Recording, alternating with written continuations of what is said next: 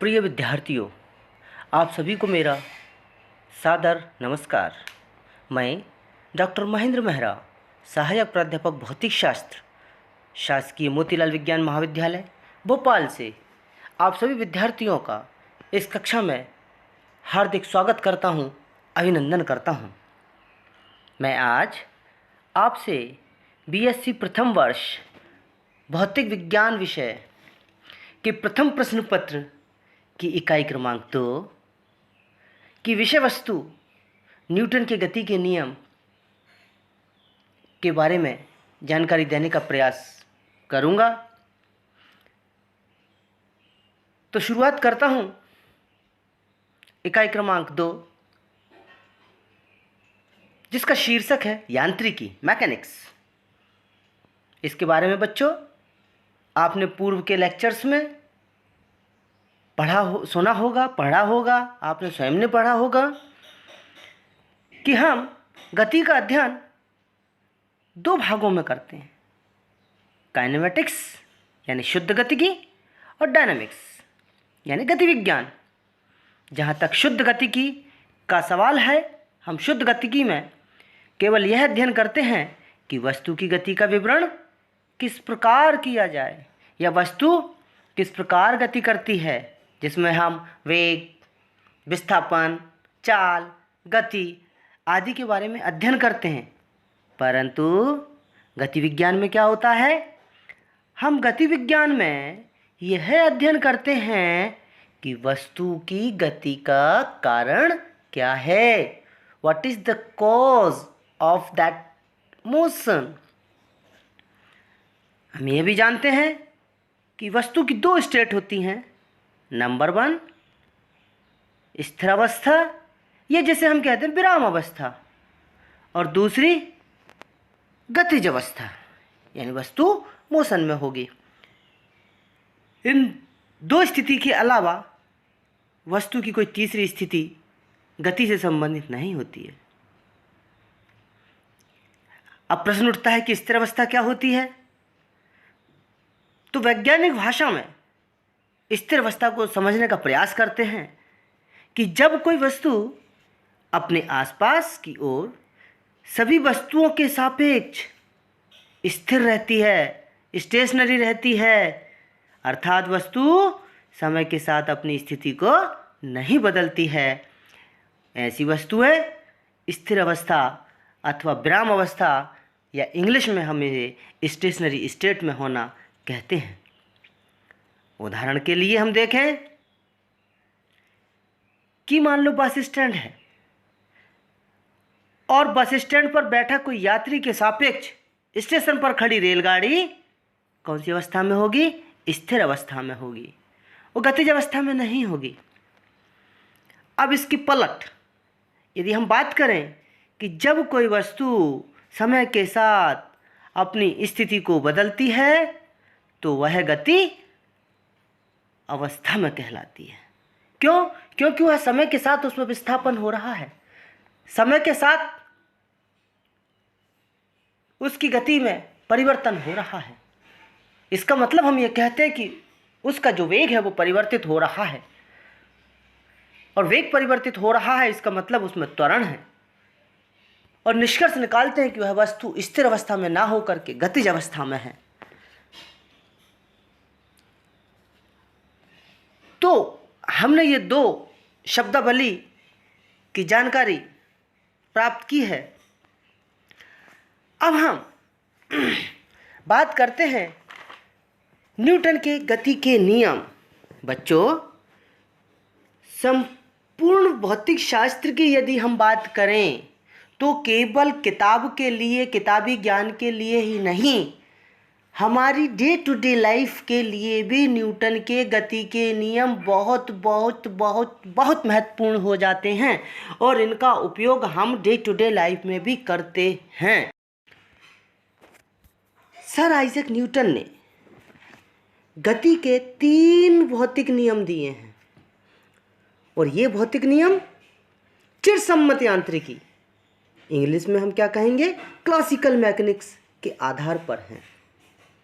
प्रश्न उठता है कि यांत्रिकी या चिरसम्मत यांत्रिकी क्या है।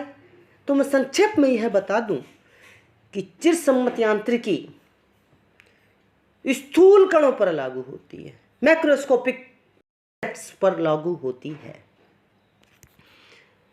स्थूल कण दो प्रकार के होते हैं, सूक्ष्म कण और स्थूल कण। सूक्ष्म कण को इंग्लिश में हम माइक्रोस्कोपिक पार्टिकल और स्थूल कणों को हम इंग्लिश में मैक्रोस्कोपिक पार्टिकल्स कहते हैं। प्रश्न उठता है कि सूक्ष्म कण और स्थूल कण को हम कैसे परिभाषित करेंगे। तो पुनः हम संक्षेप में आपको बता दें कि सूक्ष्म कण वो कण होते हैं जिनको हम अपनी नेक्ड आई से स्पष्ट तौर पर नहीं देख सकते। इनको देखने के लिए हमें माइक्रोस्कोप की आवश्यकता होती है। स्थूल कण वो कण होते हैं जिनको हम बगैर माइक्रोस्कोप के अपनी नेक्ड आई से अच्छी तरीके से असेस कर सकते हैं, देख सकते हैं।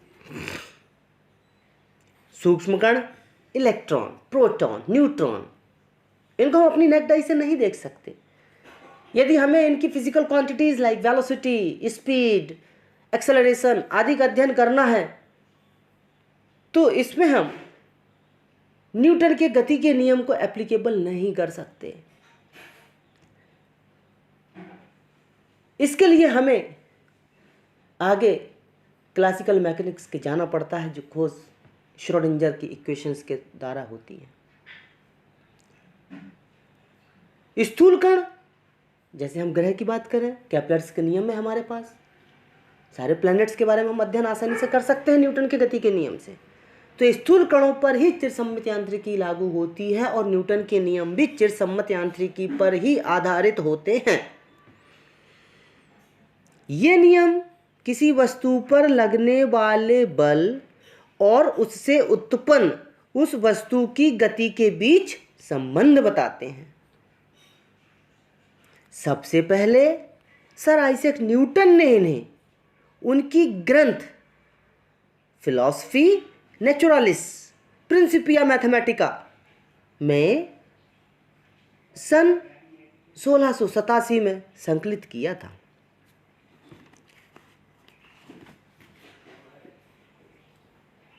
अब सर आइजैक न्यूटन ने अपने प्रयोगों द्वारा पाया कि प्रत्येक वस्तु में एक आंतरिक गुण होता है, एक इंटरनल कैरेक्टरिस्टिक्स होता है, जिसके कारण वह अपनी स्थिर अवस्था अथवा गतिज अवस्था में परिवर्तन का विरोध करती है।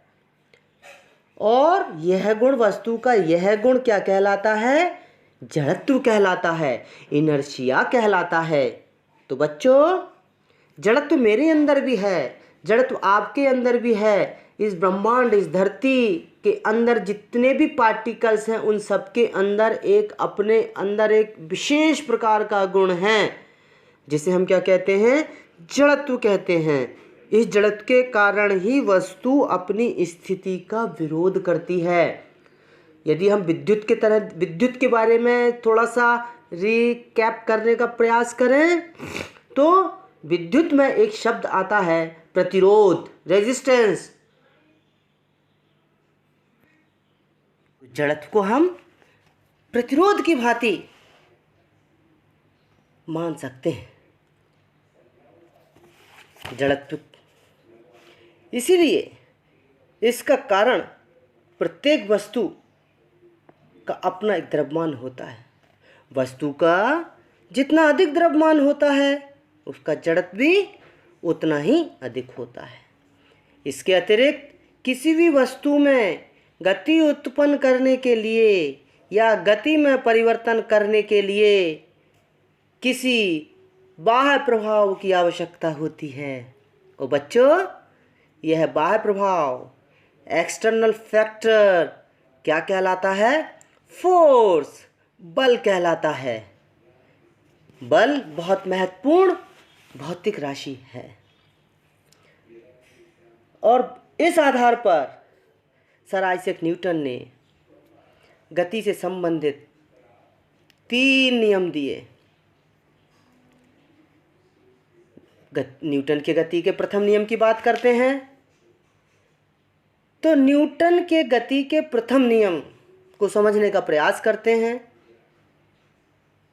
यह नियम पदार्थ में एक प्राकृतिक गुण जड़त्व को परिभाषित करता है। क्या करता है प्रथम नियम? जड़त्व को, पूर्व में मैं बात कर चुका हूं, जड़त्व को परिभाषित करता है जो गति का विरोध करती है। इसलिए न्यूटन के गति के प्रथम नियम को जड़त्व का नियम भी कहते हैं। अभी हम इसकी परिभाषा बाद में बताएंगे।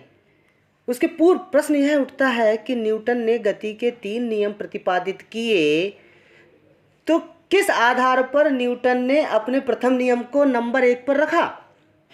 तो बच्चों, न्यूटन ने अपने 3 नियमों में से जड़त्व के नियम को ही प्रथम नियम इसलिए रखा क्योंकि यह नियम अप्रत्यक्ष रूप से जड़त्वीय निर्देश तंत्र तथा बल को परिभाषित करता है।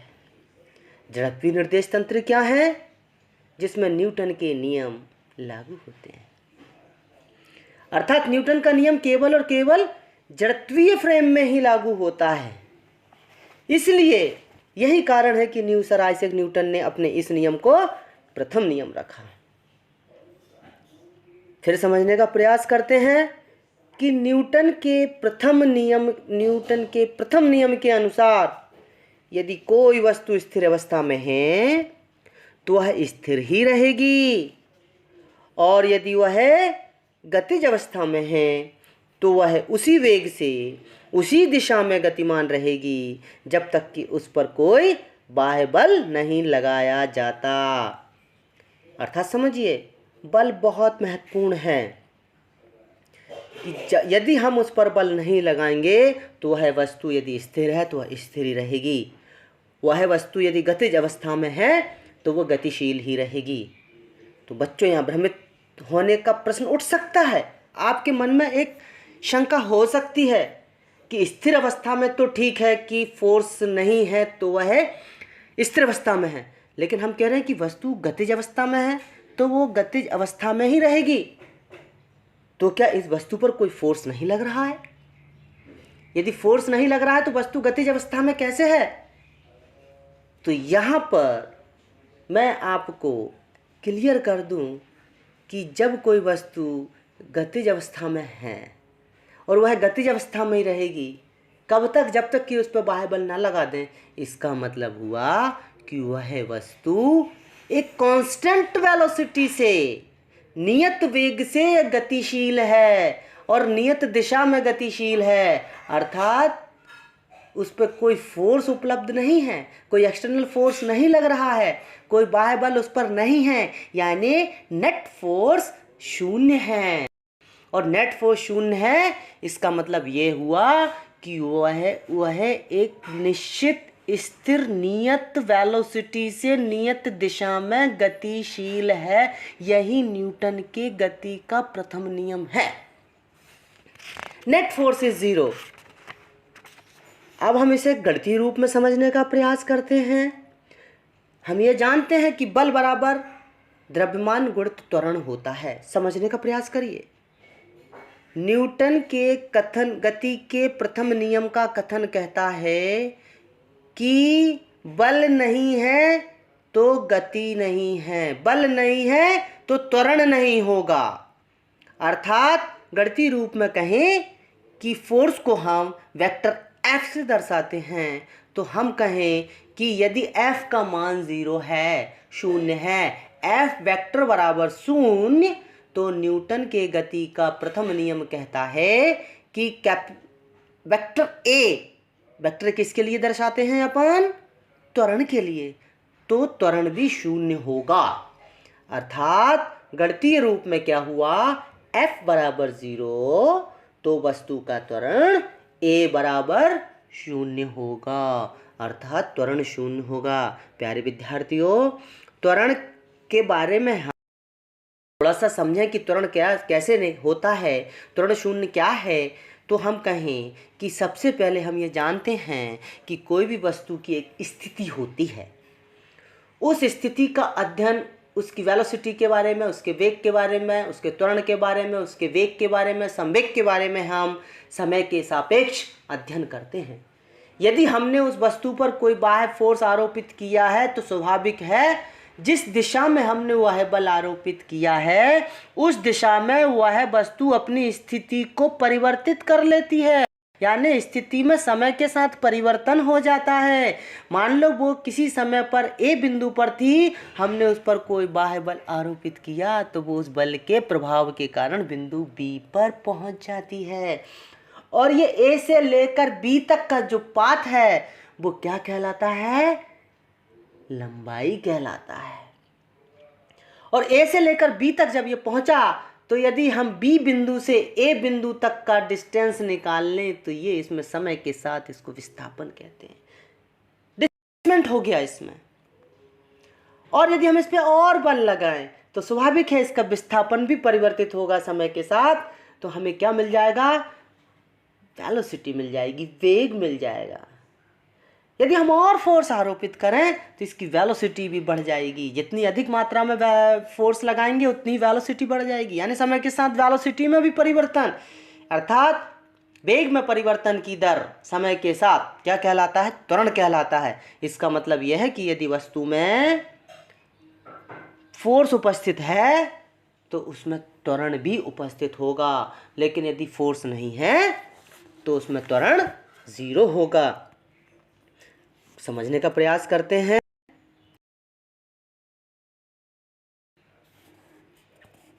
वस्तु का वह गुण कि वह अपनी विराम या गति की अवस्था को अपने आप नहीं बदल सकती जड़त्व कहलाता है। इसलिए न्यूटन के गति के प्रथम नियम को जड़त्व का नियम भी कहते हैं, लॉ ऑफ इनर्शिया भी कहते हैं। इस नियम की व्याख्या सर्वप्रथम वैज्ञानिक गैलीलियो ने भी की थी, लेकिन सर आइजैक न्यूटन ने उसे अपने शब्दों में प्रतिपादित किया।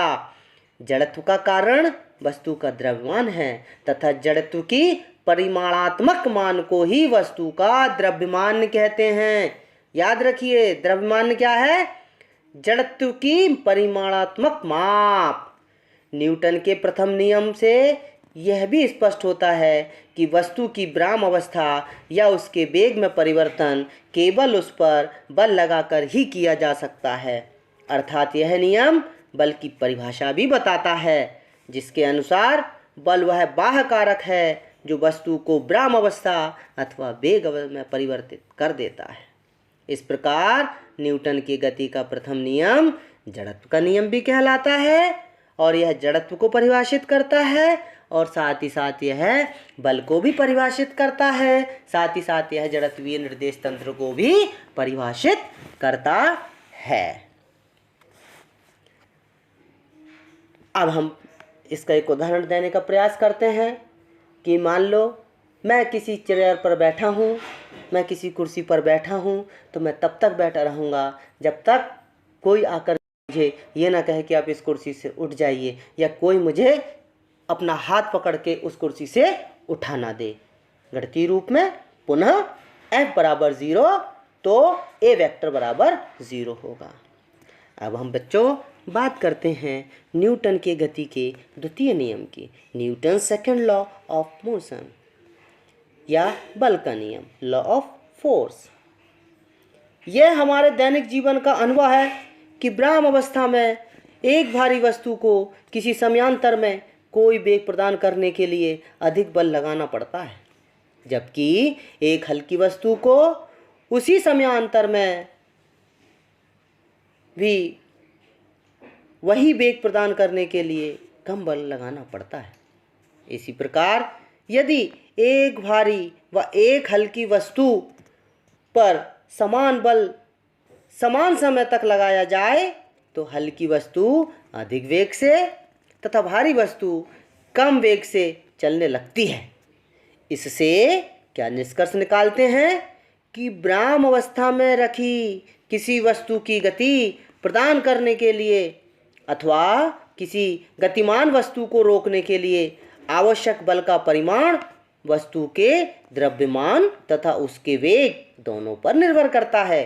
अतः न्यूटन ने बल की परिभाषा में द्रव्यमान को शामिल करने के लिए एक नई भौतिक राशि बताई और वह थी मोमेंटम। संवेग को परिभाषित किया। संवेग क्या होता है? किसी वस्तु के द्रव्यमान तथा उसके वेग के गुणनफल को उस वस्तु का संवेग कहते हैं। यदि हम माने कि किसी वस्तु, एक वस्तु है, उसका द्रव्यमान small M for Madhya Pradesh है और वस्तु की वेलोसिटी, वेग v वेक्टर है, तो उस वस्तु का मोमेंटम क्या होगा विद्यार्थियों? p वेक्टर बराबर small m into v vector, अर्थात p वेक्टर बराबर m इंटू v वेक्टर। एक बात मैं यहाँ पे बताना चाहता हूँ कि आवेग, वेग अलग चीज़ है और आवेग, इंग्लिश में हम इसे क्या कहते हैं? इम्पल्स। आवेग क्या होता है? संवेग में परिवर्तन आवेग कहलाता है। यानी यदि हमने संवेग को p से बताया है, आवेग को हम I से बताएंगे तो I बराबर डेल P बराबर m इंटू डेल V। यानी आवेग टक्करों के विश्लेषण में बहुत अहम है। तो न्यूटन के द्वितीय नियम के अनुसार किसी वस्तु के संवेग परिवर्तन की दर उस पर लगाए गए बल के समानुक्रमानुपाती या अनुक्रमानुपाती होती है तथा संवेग में परिवर्तन की दिशा वही होती है जिस दिशा में हमने बल आरोपित किया है। बच्चों ध्यान दीजिए, जिस दिशा में आपने बल लगाया है उस वस्तु की स्थिति भी उसी दिशा में जाएगी जिस दिशा में आपने बल आरोपित किया है, और जितना बल आपने आरोपित किया है उसमें संवेग भी उतना ही परिवर्तित होगा। यानी बल समानुपाती हो गया संवेग परिवर्तन, संवेग परिवर्तन होगा क्योंकि आप उस पर बल आरोपित कर रहे हैं और बल अधिरोपित कर रहे हैं, फोर्स लगा रहे हैं, उसकी स्थिति में परिवर्तन होगा, समय के साथ स्थिति में परिवर्तन होगा। इसका मतलब उसमें गति आएगी, गति आएगी जैसे जैसे आप बल लगाते जाएंगे, इसका मतलब यह है उसका विस्थापन बढ़ेगा।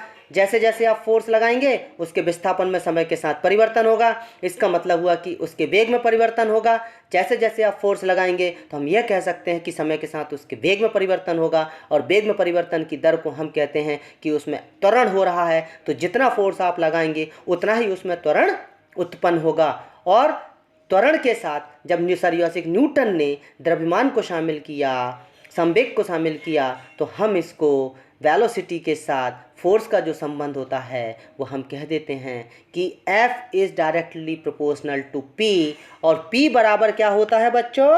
M into V। यानी द्रव्यमान भी शामिल हो गया और वेलोसिटी भी शामिल हो गई। यानी हम इसे गणितीय रूप में देखें तो F is directly proportional to dP vector upon dt। dP संवेग परिवर्तन की दर किसके सापेक्ष? समय के सापेक्ष। तो हमें क्या मिलेगा यहाँ से? F बराबर capital K dP upon dt, जहाँ K क्या है? अनुक्रमानुपाती नियतांक है। किंतु हम जानते हैं कि P बराबर M इंटू V। तो जो हमारे पास समीकरण आया है F बराबर K dP अपॉन dt, इसमें P का मान प्रतिस्थापित करें तो हमें क्या मिलेगा? F बराबर K d upon dt bracket में M इंटू V। अब यदि हम अनापेक्षी वेग की बात करें, अनापेक्षी वेग मतलब क्या? v c की तुलना में बहुत बहुत छोटा है, और c क्या है? प्रकाश की चाल है, पर वस्तु का द्रव्यमान स्मॉल m नियत माना जा सकता है। तब हमें क्या मिलेगा? F बराबर K m dP upon dt, लेकिन dV अपॉन dt बराबर a होता है जो त्वरण है। अतः F बराबर dV अपॉन dt का मान ऊपर प्रतिस्थापित कर दीजिए तो हमें क्या मिला? यहाँ पर F बराबर K into M into A। इस समीकरण से स्पष्ट है कि त्वरण A की दिशा वस्तु पर लगने वाले फोर्स की दिशा ही है। उपरोक्त समीकरण में नियतांक K का मान बल F, द्रव्यमान M तथा त्वरण के A मात्रकों पर निर्भर करता है। इनके मात्रक इस प्रकार होते हैं कि नियतांक K का मान 1 आता है। ऐसा ही पद्धति में यदि बात करें तो मान लें M बराबर 1 किलोग्राम, A बराबर 1 मीटर पर सेकंड स्क्वायर तथा F बराबर 1 न्यूटन हो, तो k बराबर 1 होता है। अतः हम यह कहते हैं कि F बराबर m इंटू ए, अर्थात बल बराबर द्रव्यमान गुणित त्वरण।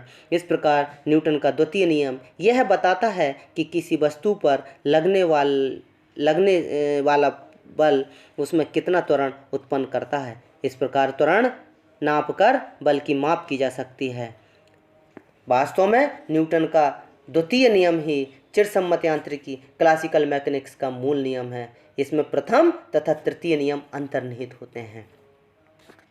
अब हम बात करें न्यूटन के गति के तृतीय नियम की। तो विद्यार्थियों, अपने दैनिक जीवन में न्यूटन के गति के तृतीय नियम बहुत महत्वपूर्ण है। सबसे अच्छा उदाहरण है कि हम धरती पर चलते हैं। जैसे ही हम अपना पंजा धरती पर रखते हैं और आगे की ओर हमारे पंजे पर हम जैसे ही बल लगाते हैं तो हमें धरती आगे की ओर पुश करती है। अर्थात यह जो तृतीय नियम है, हम कह सकते हैं कि यह पुश और पुल का नियम है, धकेलने और खींचने से संबंधित है। साधारण शब्दों में मैंने बताने का प्रयास किया कि न्यूटन के गति के तृतीय नियम के अनुसार प्रत्येक क्रिया के बराबर तथा विपरीत प्रतिक्रिया होती है। इस प्रकार दो वस्तुओं की अनोन्य क्रिया म्यूचुअल इंटरेक्शन में एक वस्तु द्वारा दूसरी वस्तु पर लगाए गए बल का परिमाण दूसरी वस्तु द्वारा पहली वस्तु पर लगाए गए बल के परिमाण के बराबर होता है, लेकिन इनकी दिशाएं परस्पर विपरीत होती हैं। अर्थात एक वस्तु की क्रिया दूसरी वस्तु की प्रतिक्रिया के बराबर परंतु विपरीत दिशा में होती है। यदि एक वस्तु दूसरे वस्तु पर बल F21 लगाती है, F वेक्टर नीचे हमने 21 लिखा है 21 लगाती है, तो दूसरी वस्तु द्वारा पहली वस्तु पर लगने वाला प्रतिक्रिया बल F12 होगा। अर्थात यदि गणितीय रूप में देखें हम इस नियम को तो हमें क्या मिलेगा, F वेक्टर 12 बराबर माइनस F वेक्टर 21 या F वेक्टर 21 बराबर माइनस F12। अब आप समझ गए होंगे F21 क्या है बच्चों, 21 समझने का प्रयास करना। दूसरी वस्तु के द्वारा पहली वस्तु पर लगाया गया बल नहीं है, हमेशा बल केंद्र की ओर लगता है। अर्थात आप ये कहेंगे कि F21 जो है वो पहली वाली वस्तु के द्वारा दूसरी वाली वस्तु पर आरोपित किया गया बल है, और F12 क्या है, दूसरी वाली, दो बाहर लिखा है 12 का जो दो बाहर की ओर है वो कर रहा है, दूसरी वाली वस्तु बल कहाँ लगेगा, अंदर की ओर, तो दूसरी वाली वस्तु के द्वारा पहली वाली वस्तु पर आरोपित किया गया बल F12 होता है। भ्रमित होने का प्रयास नहीं करना। न्यूटन का प्रथम नियम केवल बल को परिभाषा बताता है, अर्थात यह बताता है कि किसी वस्तु पर बल लगाने से उसमें गति अथवा त्वरण उत्पन्न होता है जिससे स्थिर वस्तु चलने लगती है अथवा गतिमान वस्तु की चाल अथवा गति की दिशा या दोनों बदल जाती है। इसी प्रकार न्यूटन का द्वितीय नियम यह बताता है कि वस्तु पर बल लगाने पर उसमें कितना त्वरण उत्पन्न होता है।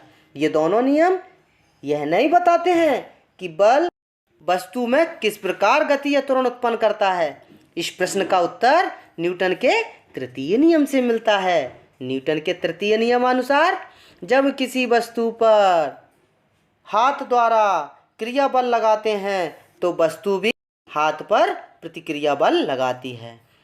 इस प्रकार क्रिया तथा प्रतिक्रिया बल समान वस्तु पर नहीं लगते बल्कि एक ही क्षण पर अर्थात एक साथ सदैव अलग अलग वस्तुओं पर लगते हैं। अतः क्रिया तथा प्रतिक्रिया, एक्शन एंड रिएक्शन, बल एक दूसरे को निष्फल नहीं करते। इससे निष्कर्ष निकलता है कि बल सदैव पेयर के रूप में होता है। हम न्यूटन के द्वितीय नियम से तृतीय नियम का निगमन भी कर सकते हैं। अब हम बात करेंगे न्यूटन के नियमों की सीमाएं। न्यूटन के नियम केवल जड़त्वीय फ्रेम पर लागू होते हैं। ये नियम अजड़त्वीय अथवा त्वरित अथवा पूर्ण फ्रेम पर लागू नहीं होते।